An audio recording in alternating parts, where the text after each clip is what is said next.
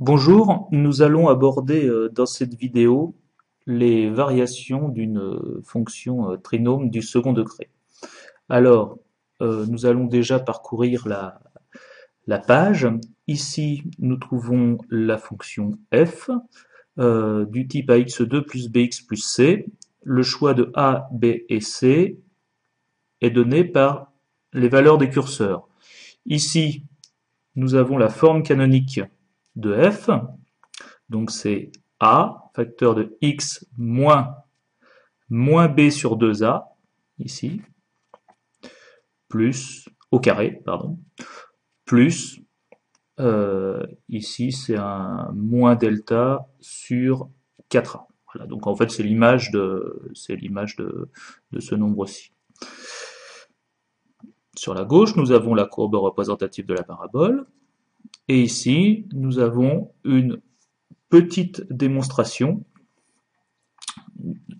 sur le sens de variation de cette fonction sur l'intervalle moins 1,5 ici plus l'infini, c'est toujours l'intervalle à droite ici où la borne de gauche ici est donnée par l'abscisse du sommet. Voilà, donc nous allons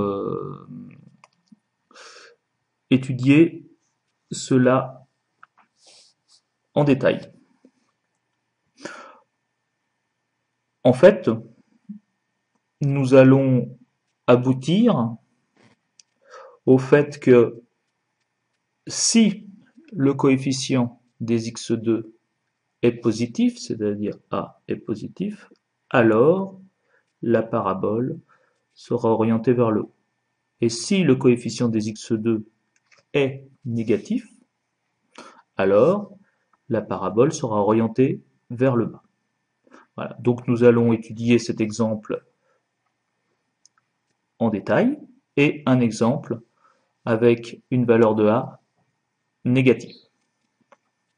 Donc nous voyons qu'ici, nous avons moins b sur 2a, la valeur d'annulation de cette expression ici.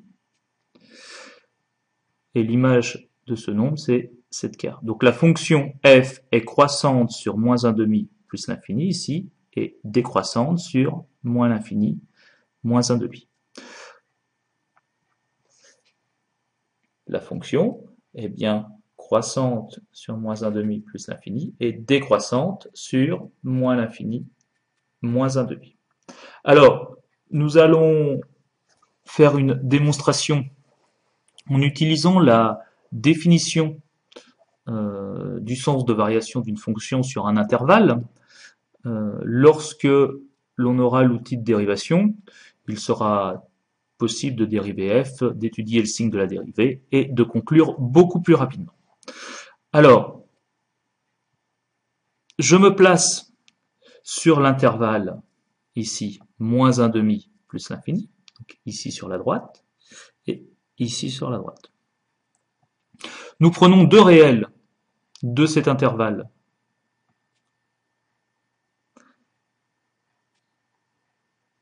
Tel que le premier, x1, est plus petit que le deuxième. Donc je vais prendre deux réels ici, tel que x1 est plus petit que x2. Et je vais essayer de classer les images ici. Donc normalement, il faudra que je récupère ici f de x1 plus petit que f de x2 afin d'aboutir à la définition d'une fonction croissante sur un intervalle. Donc j'ai demandé au module de calcul formel de GeoGebra de calculer la différence f de x2 moins f de x1 et nous allons étudier le signe de cette différence sachant que x1 est plus petit que x2 et que x1 est plus grand que moins 1,5 puisque je suis à droite.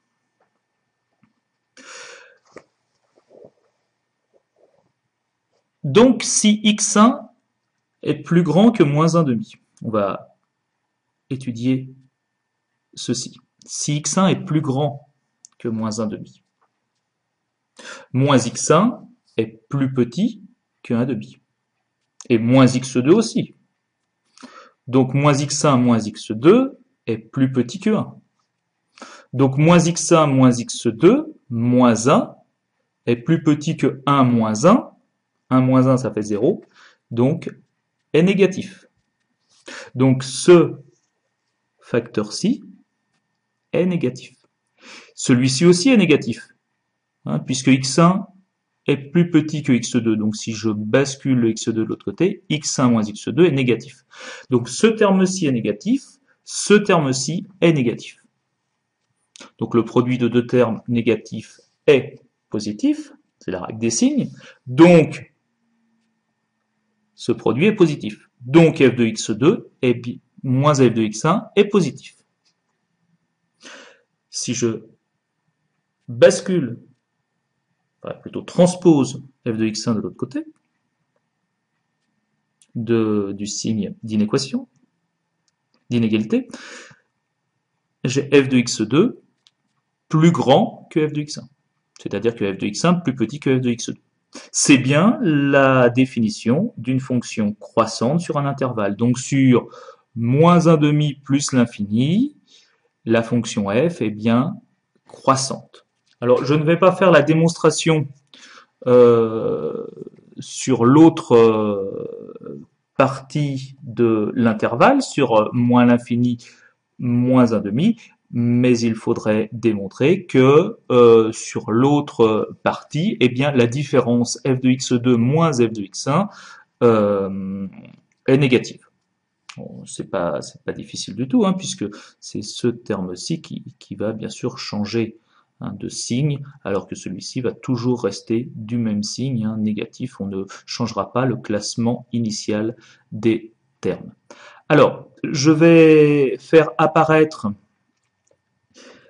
plusieurs cas ici, et vous pourrez vérifier en utilisant la même méthode sur chacun de ces cas que l'on a bien la propriété énoncée. Voilà, il suffira de mettre la vidéo en pause et de faire les démonstrations.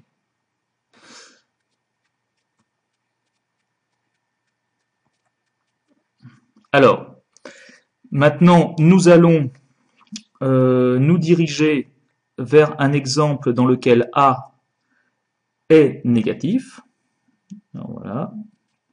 Je vais essayer de ne pas prendre un exemple trop compliqué. Par exemple, moins 1.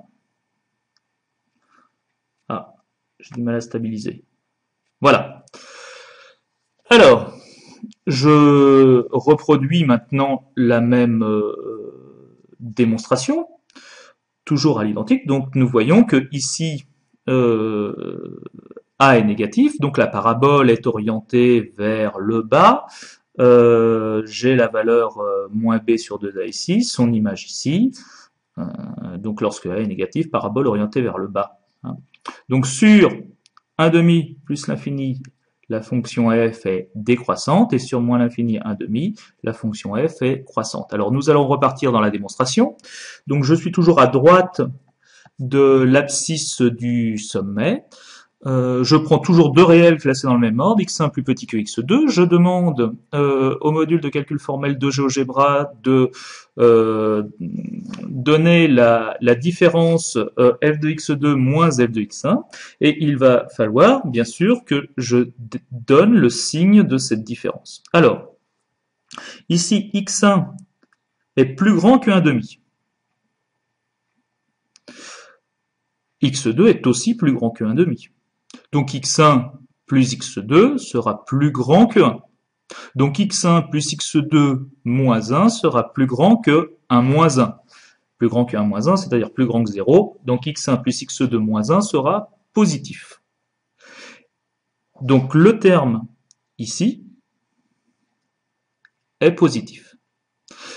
Le terme x1 moins x2, comme dans le cas précédent, est négatif, puisque x1 est plus petit que x2. Si je transpose ici, hein, x2 de l'autre côté du signe d'inégalité, j'ai bien x1 moins x2 négatif. Donc le produit est bien négatif. Si je transpose maintenant le f de x1 de ce côté-ci, j'ai f de x2 plus petit que f de x1. C'est bien ce qui est écrit ici. Donc si je suis à droite, je prends 2 réels, ici x1, à droite de 1,5, pardon. Si je prends 2 réels, ici x1, ici x2, j'ai bien f de x1 plus grand que f de x2, et ceci, quel que soit x1 et x2, tel que x1 est plus petit que x2. À droite de 1,5, bien sûr. J'en conclus donc que la fonction f est décroissante sur i. Comme dans le cas précédent, je vais balayer quelques exemples et vous pourrez ainsi faire les démonstrations sur les différents cas qui apparaîtront en appuyant sur pause, sur le bouton pause de la vidéo. Je n'ai pas démontré le sens de variation sur l'intervalle moins l'infini abscisse du sommet. Mais je pense que vous pourrez le faire de façon autonome. Voilà. Je pense que maintenant nous pouvons conclure. Donc, vous avez bien compris que si A est négatif, la parabole est orientée vers le bas. Hein, donc, la fonction est croissante sur moins l'infini, moins b sur 2a, et décroissante sur moins b sur 2a plus l'infini. Et si A est positif, hein, et la parabole est orientée vers le haut, et la fonction f est décroissante sur moins l'infini, moins b sur 2a, et croissante sur moins b sur 2a plus l'infini. Je vous remercie de votre attention.